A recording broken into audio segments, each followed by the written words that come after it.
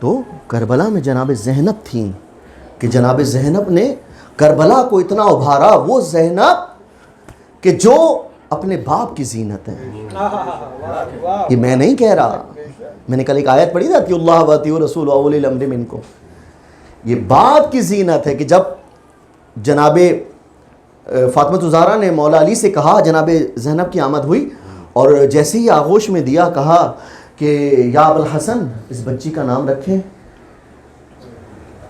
تو مولا نے کہا کہ اس کا نام رسول خدا رکھیں گے کیونکہ میں رسول خدا پہ سبقت نہیں لے سکتا. جب رسول خدا آئے، جناب زینب کا وجود آغوش رسالت میں آیا تو مولا علی نے کہا ذرا اس بچی کا نام رکھیں. تو کہا علی تم نے کیوں نہیں رکھا؟ کہا یا رسول اللہ میں نے اس لیے نہیں رکھا کیونکہ میں آپ کے اوپر سبقت نہیں لے سکتا. کیا معرفت کا جملہ کہا اللہ کے حبیب نے. کہا کہ اے علی تم مجھ پر سبقت نہیں لے سکتے، میں اللہ پر سبقت نہیں لے سکتا.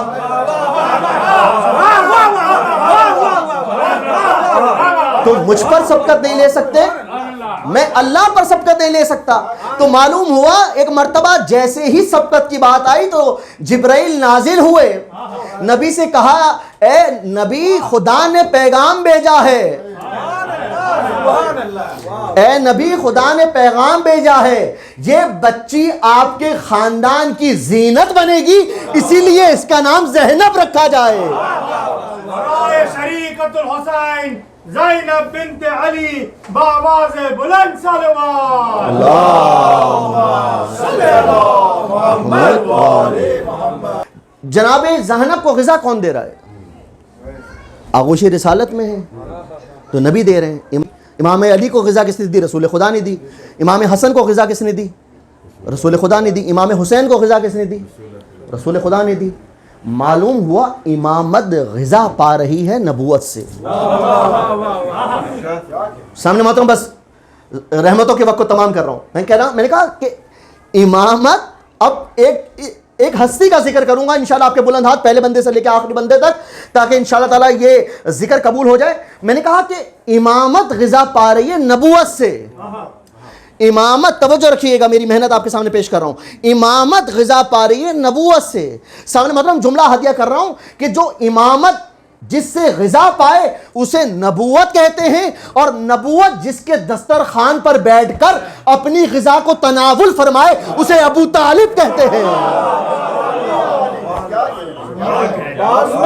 جناب ابو طالب بلند تر صلوات.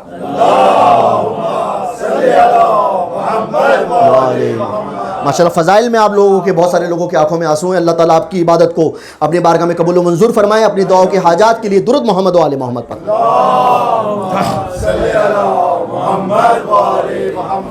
میں کیا جملہ دیا کر رہا ہوں کہ وہ جناب زینب سلام اللہ علیہا عقیلہ بنی ہاشم، بس اس نقطے کو سن لیں.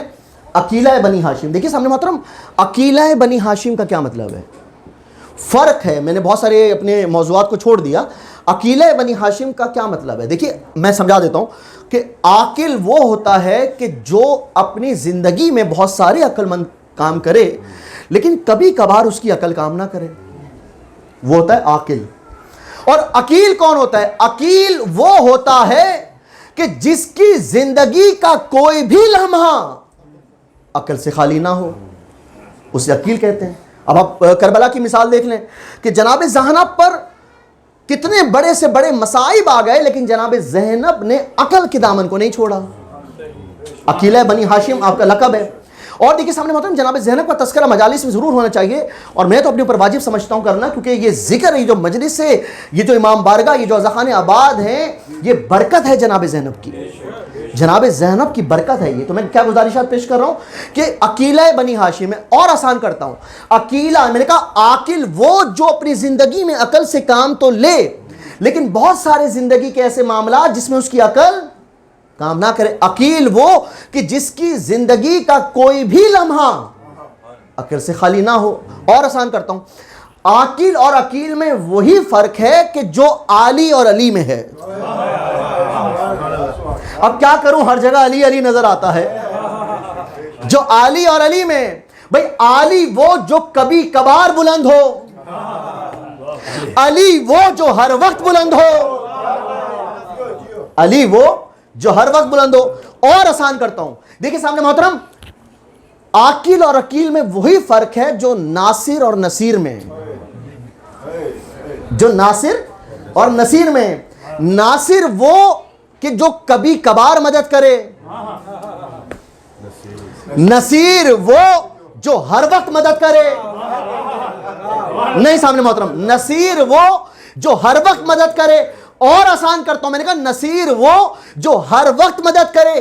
اسی لیے اللہ کے نبی نے کہا یا اللہ سلطان النصیرہ، مجھے کوئی مددگار عطا کر.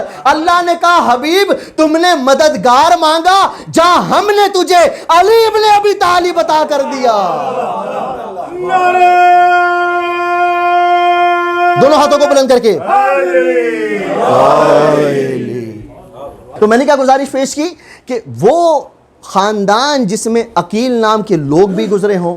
جملہ ہدیہ کر رہا ہوں سامنے محترم، میں آپ کو کیا جملہ ہدیہ کر رہا ہوں کہ عقل مندوں کے خاندان میں عقیلہ بنی ہاشم کا لقب ملنا زہرا کی لال زینب کا کمال ہے.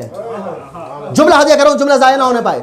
عقل مندوں کے خاندان میں عقیلہ بنی ہاشم کا لقب ملنا زہرا کی لال زینب کا کمال ہے، اور خوبصورت کے خاندان میں قمر بنی ہاشم کا لقب ملنا ام البنین کے لال عباس کا کمال ہے.